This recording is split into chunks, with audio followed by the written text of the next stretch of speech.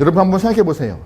도덕적으로 바르게 살려고 노력을 하고 선을 행한다고 해서 나는 죄인이 아니다라고 정확히 말할 수 있을까요? 아닙니다. 반복해 말씀드려요. 법률적으로는 큰 죄가 없을 수도 있어요. 하지만 하나님 눈으로 볼 때, 말씀의 기준으로 볼 때 모두가 다 죄에 걸리는 거예요. 제가 어느 날 좋은 레스토랑에 초대받아서 식사한 적이 있습니다. 분위기 좋은 곳이라고 한번 가봤어요. 그런데 좀 어두운 식당이었어요. 그런데 어두운 식당인데 분위기를 좋게 하기 위해서 테이블마다 촛불을 놓고 이렇게 좀 분위기를 만들어 놓더라고요. 근데 저는 좀 밝은 걸 좋아해요. 캠핑에 가도 요만한 조명 안 써요. 막 이렇게 오징어 잡이 배놓는 이런 쭉 그런 거 놓고 저는 밝아야 좋아요. 저희 어머니 집에 가도 분명히 큰 등이 3개 있는데 어머니는 가운데만 켜시거든요. 어두워서는 미치겠어요. 저는 밝게 좋아요. 그래서 그냥 식당 가서도 웨이터한테 좀 어두운데 밝은 곳이 없느냐고 좀 물어봤죠. 근데 그 웨이터 말이 참 멋졌습니다. 선생님, 아무리 어두워도 음식이 코로 들어가시는 분이 한 명도 없습니다. 그러면서 하는 말이 뒤에 더 있더라고요. 선생님, 어두워야 다 미남같이 보이고 어두워야 다 미인같이 보이는 거예요. 맞더라고요. 어두워야, 어두컴컴해야. 예. 근데 우리 삶이 이런 거예요. 우리 삶이 좀 어두컴컴한 거예요. 어두컴컴하니 나는 죄가 없는 것 같고 죄인이 아닌 것 같은데 하나님 밝은 빛 앞에 서봐야 내가 어떤 사람인지 정확히 드러나는 거예요. 근데 그 밝은 빛 밑에 앞에 쓰지를 않아요. 그러다 보니 어두컴컴한 것에 있다 보니 아, 이만 하면 됐지, 나만 하면 됐지라고는 그런 스스로 평가하고 있는 것이죠. 근데 본문은 말합니다. 바울은 말해요. 그거 아니야. 그거 아니야.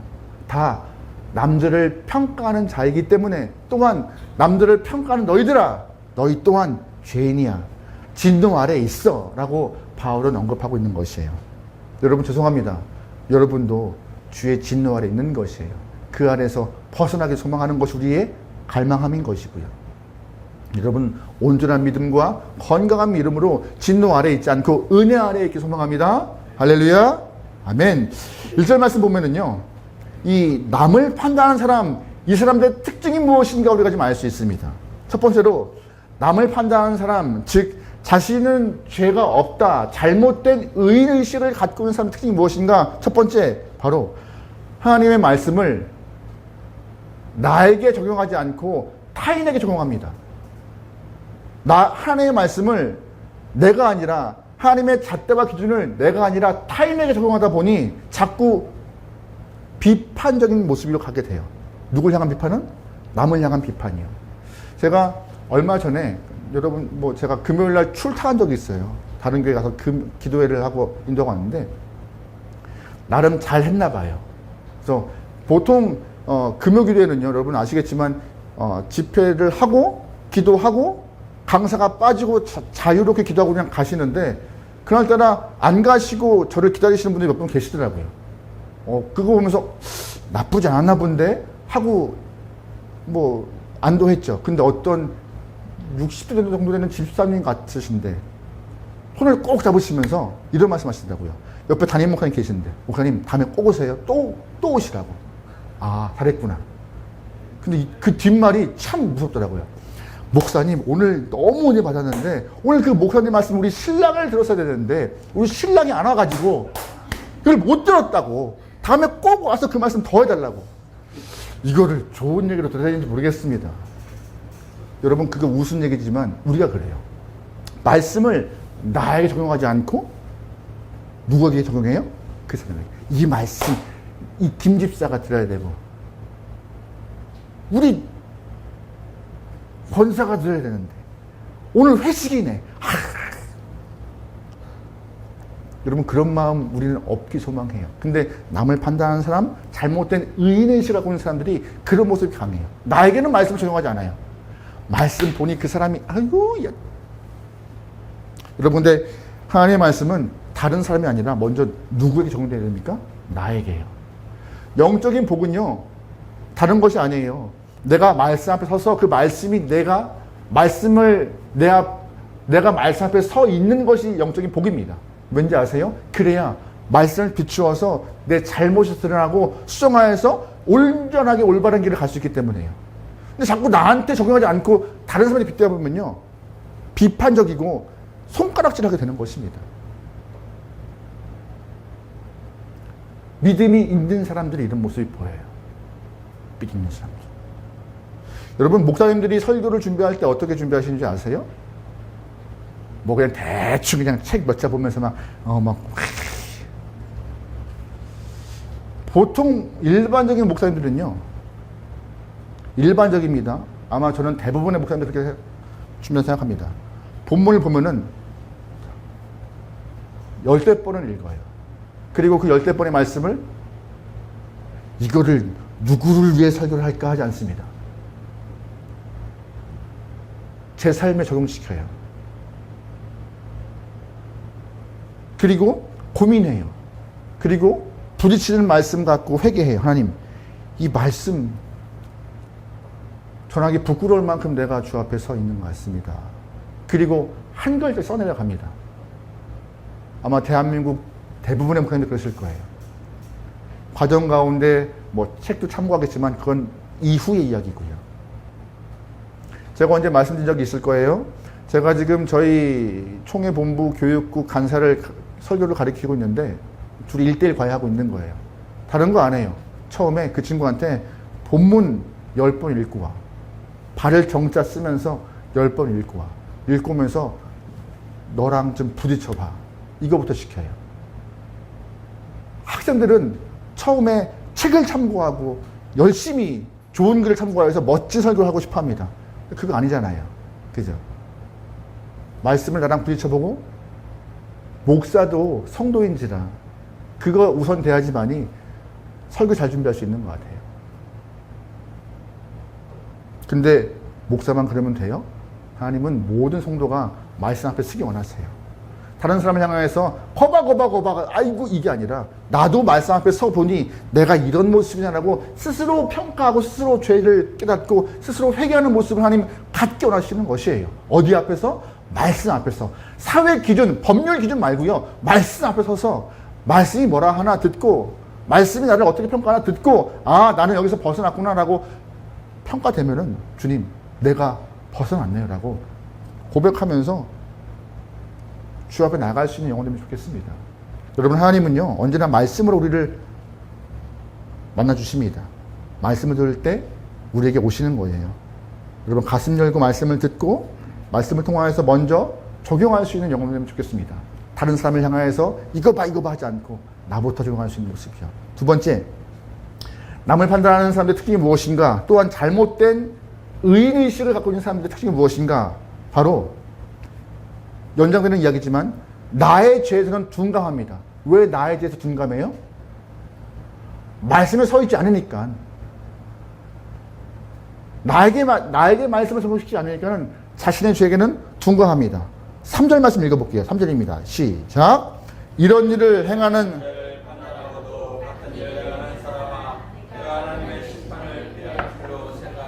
아멘. 3절을 보면은요, 남을 판단하는 사람을 향하여서 이런 일을 행하는 자를 판단하고도 같은 일을 행하는 자, 남을 판단하는 그 모습을 같이 행하는 자라고 말하고 있는 것입니다. 똑같은 범죄를 저지르고 있대요. 네가 아무리 다른 사람을 정죄하고 판단해도 너 또한 말씀 앞에 서지 않으니 같은 죄 범하고 있어라고 바울은 지적하고 있는 것이에요. 너는 바른 것 같아? 똑바른 것 같아? 아니야. 너도 말씀 앞에 서면은 똑같아. 근데 정작 너는 말씀 앞에 서지 않잖아. 너 다르지 않아 라고 바울은 지적하는 것입니다. 여러분, 이 잘못된 의인의식을 갖고 있는 사람들의 모습은요, 자꾸 평가하죠. 누굴 향하여서? 다른 사람을 향하여서. 말세라고 합니다. 지금 도덕이 떨어졌어. 지금 너무 문란해. 어른들을 몰라봐. 평가합니다. 근데 정작 말세를 하시는 분들은 자기 죄 때문에 말세를 하지 않아요. 누구 죄 때문에? 다 상대방 죄 때문에. 자기도 똑같이 어른 몰라보고 똑같이 예의 없으며 똑같이 무분별하게 살아가면서 자기 삶을 통하여 말세가 오는 것에 대해서는 생각하지 않습니다. 독선이죠. 영적 교만입니다. 여러분, 누가복음 18장 말씀 보면은요, 예수님이 기도를 설명하십니다. 그때 바리새인의 기도와 세례 기도를 비교하십니다. 바리새인이 기도할 때 이 잘못된 의인의식을 갖고 기도하는 모습이 나와요. 그들은 기도할 때 이렇게 말합니다. 하나님, 나는 다른 사람들처럼 토색하지도 않고 불의를 행하지도 않고 가늠하지 않았습니다. 특별히 저기 저 죄인 세리와 같이 살지 않았으리라고 자기의 자기의 삶을 뽐내며 기도하고 있습니다. 거기에는 은혜가 없죠. 하지만 반대로 세리는요, 저 구석에서 하늘도 바라보지 못하고 하나님, 나는 죄인입니다 라고 하면서 기도하는 모습이 나와요. 그 바리새인의 기도와 세리의 기도를 통하여서 예수님은 뭐라 평가하시냐?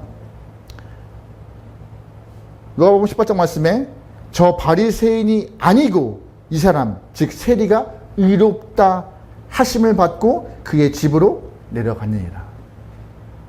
누가 의롭다 평가받아요? 세리요.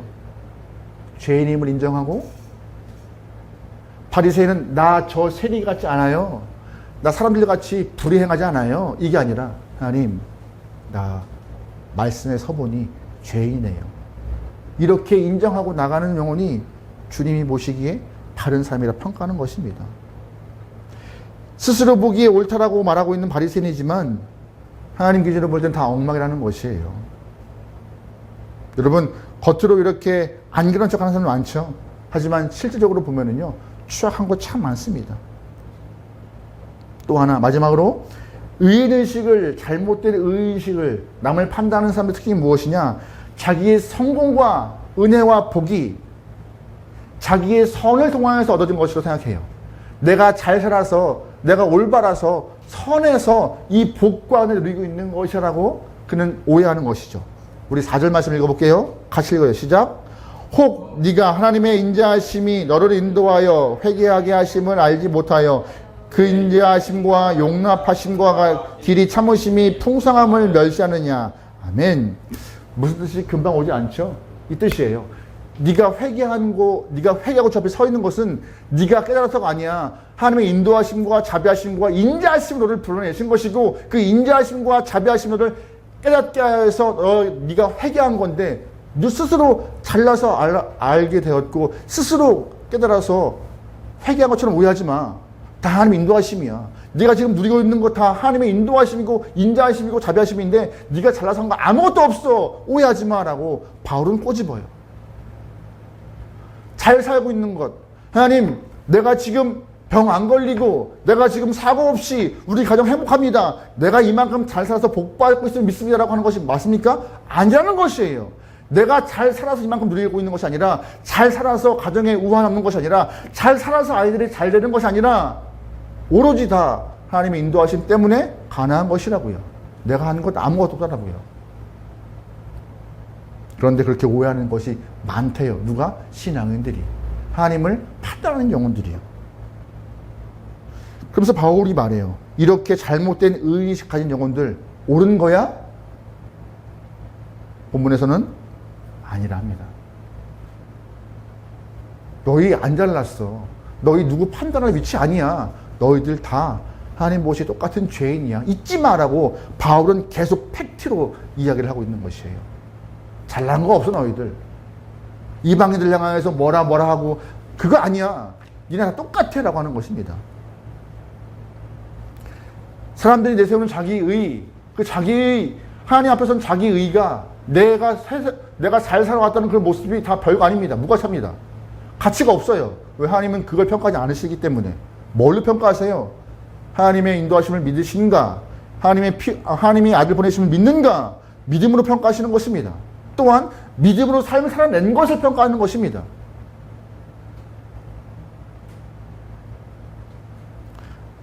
자기 의의를 평가하시는 것이 아니라 하나님은 참된 의의를 평가하시는 거예요. 그게 무엇이냐? 6절에서 하나님께서 각 사람에게 그 행한 대로 보응하시되 뭐하고? 참고 선을 행하여 영광과 존귀와 썩지 아니함을 구하는 자에게 뭐가 있다? 영생으로 하시고. 잘 보시면 참고 선을 행하는 것이 하나님의 의인 것입니다. 인내하면서 주의 말씀을 행하는 것, 순종하는 것, 그게 하나님의 의래요.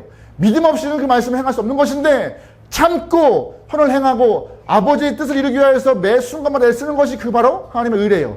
내가 나 잘남을 드러내기 위해서 하는 모든 것은 내 의지만 하나님은 그거 가지고 평가하지 않으시고 말씀을 믿음으로 순종할 때 그거를 자기 의가 아니라 하나님의 의로 평가하시며 그것으로 우리에게 보응하신다 말씀하시는 것입니다. 인간들이 우리가 내세우는 의는요, 우리가 내세우는 발음은요, 사람들 눈에 보이게 멋져 보이지만 사실 우리는 그 속마음을 알 수 없습니다.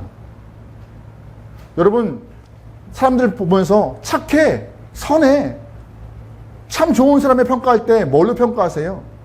그 사람의 행동 보고 평가합니다. 하지만 속을 알 수 없어요. 우리는 속을.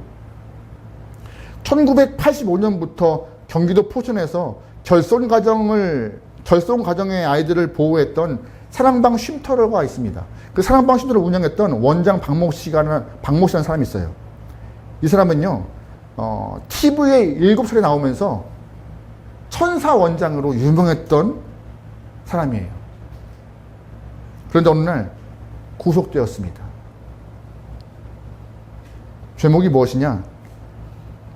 1993년까지 초등학교 6학년, 중학교 1학년 아이를 매주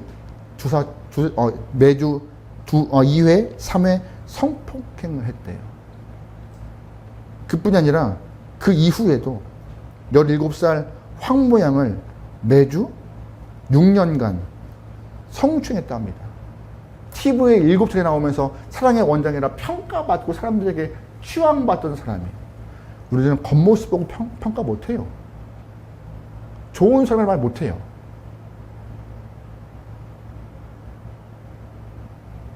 하나님은 겉모습 보고 평가 안 하세요. 그래서 뭘로 평가하는 거예요? 내 의가 아니라 하나님이 말씀하신 의, 참고 선을 행하는 그 삶의 모습, 믿음으로 참고 믿음으로 선을 행하는 모습을 보고 평가하시는 것입니다. 그래서 말씀에 이런 표현이 있어요.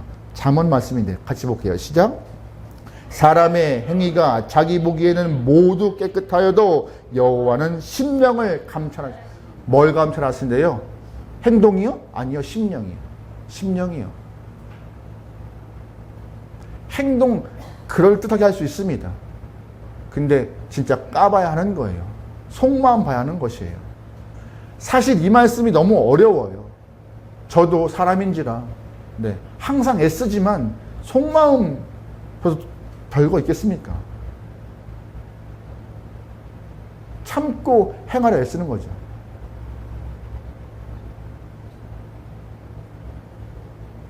그러면 우리가 예수님을 바로 믿고 올바르게 믿음 생활을 갖기 위해서는요, 말씀 앞에 정직히 서는 것밖에 없습니다.